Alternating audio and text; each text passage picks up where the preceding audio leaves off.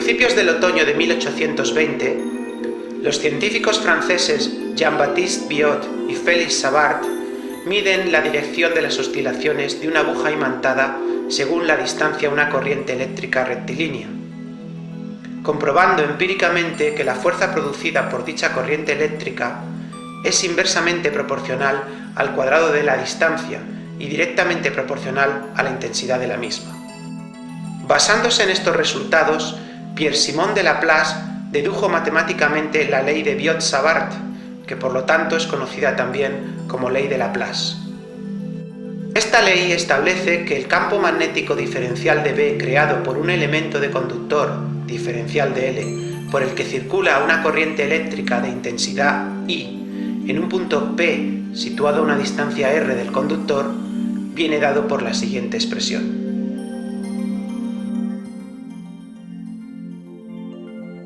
Aplicando la ley de Biot y Savart a un solenoide uniformemente arrollado de longitud L, radio R, número de espiras N y por el que circula una corriente eléctrica de intensidad I, se obtiene que el campo magnético en el eje X que pasa por el centro del solenoide viene dado por la expresión, donde el origen de las X se ha tomado en el centro del solenoide. Para comprobar la validez de la ley de Biot y Savart, utilizaremos una fuente de alimentación que nos permita seleccionar, con ayuda de un amperímetro,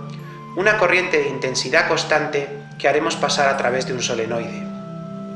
Seguidamente, con un teslámetro digital conectado a una sonda Hall que iremos desplazando a lo largo del eje del solenoide siguiendo la regla guía, tal y como se observa en la imagen,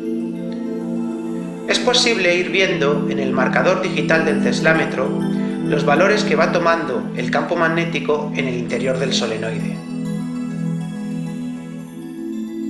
El campo magnético va aumentando a medida que el extremo de la sonda Hall se va introduciendo en el solenoide. Este campo magnético alcanza un valor máximo justo en el centro del solenoide, es decir, en x igual a 0, para posteriormente ir decreciendo.